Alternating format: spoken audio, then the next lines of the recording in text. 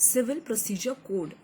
अगर आपको ये सुन के डर लगता है देन ट्रस्ट मी, ये वीडियो देखने के बाद आपका ये पूरा डर निकल जाएगा, क्योंकि आज मैं आपको बताऊंगी कि सीपीसी मतलब उसके बेयर एक्ट को कैसे पढ़ना चाहिए। अब आपको लगता होगा कि ये बहुत वास्ट लेंदी सब्जेक्ट है, तो इसको पढ़ना आसान कैसे होगा। तो इसके लिए आपको समझना होगा कि इसका बेयर एक्ट किस तरह पढ़ना है। अगर आप बेयर एक्ट सेक्शन 1 से एंड तक सीरियली पढ़ते जाओगे तो कुछ भी दिमाग में नहीं रहेगा, क्योंकि आपको जो सेक्शंस कनेक्टेड है, सेक्शंस विद ऑर्डर्स, ये इंटरकनेक्ट करके आपको वो पढ़ना है और पूरी प्रोसेस आपके दिमाग में रहनी चाहिए। बिकॉज सीपीसी मतलब एक प्रोसीजरल लॉ है जो सब्सटेंटिव लॉ को एग्जीक्यूट करने का मैकेनिज्म प्रोवाइड करता है। तो वो प्रोसीजर क्या है, फर्स्ट स्टेप क्या होगी, फिर उसके बाद क्या होगा, ये हमें पढ़ना है। तो सीपीसी के सेक्शंस में हमें कुछ मेथड दी गई है कि पहले ये करना होगा, उसके बाद ये, और उसके साथ एंड में जो ऑर्डर्स है, ऑर्डर में अलग अलग रूल्स है। तो वो जो सेक्शन होगा उसी को और डिटेल में कैसे आप इम्प्लीमेंट करोगे ये रूल्स में दिया गया है।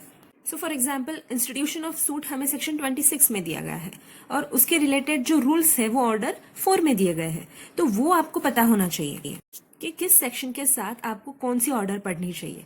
अगर आप ऐसे इंटरलिंक करके पढ़ोगे तो आपको उस सीपीसी सब्जेक्ट में इंटरेस्ट आएगा और सारे कंसेप्ट्स हमेशा के लिए आपके माइंड में रहेंगे। तो आज हम ऐसे ही देखने वाले हैं कि स्टेप वाइज बेयर एक्ट को कैसे पढ़ना चाहिए, किस सेक्शन के साथ कौन सी ऑर्डर पढ़नी चाहिए। सबसे पहली स्टेप होगी कि एडवोकेट जो क्लाइंट के बिहाफ पे सूट फाइल करने वाला है उसको कोर्ट का जुरिस्डिक्शन कंफर्म करना होगा। अब उसमें भी अलग अलग टाइप्स है, वो अलग अलग सेक्शंस में दिए गए हैं, तो आपको वो कंबाइन करके कनेक्ट करके पढ़ना होगा।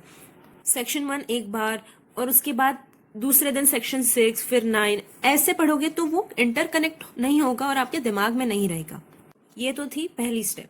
फिर स्टेज 1 की जो लास्ट स्टेप है, मतलब रिटन स्टेटमेंट फाइल करना होता है डिफेंडेंट को, तो वो कौन से सेक्शन में कौन से रूल में दिया है वो भी हमें यहाँ पे देखने को मिलता है। फिर स्टेज 2 आती है ट्रायल प्रोसीडिंग्स। उसमें भी फर्स्ट हियरिंग में क्या क्या होगा, उसके सेक्शंस क्या है, उसके ऑर्डर्स क्या है, ये सिस्टमैटिकली पूरा दिया गया है। और अगर आप वो इस तरीके से पढ़ोगे तो आप ये हमेशा के लिए दिमाग में रख पाओगे। और सीपीसी बहुत इंपॉर्टेंट सब्जेक्ट है। अगर सीपीसी के कंसेप्ट्स क्लियर है तो ही आप लॉ को सही तरीके से इंटरप्रेट कर पाओगे और प्रैक्टिकली अप्लाई कर पाओगे। तो अगर आपको स्टेज 1 से एंड तक, स्टेज 3 के एंड तक पूरा चार्ट चाहिए तो कांटेक्ट कर सकते हो, या फिर नीचे डिस्क्रिप्शन में जो गूगल फॉर्म की लिंक है वो फिल आउट कर सकते हो। Thank you.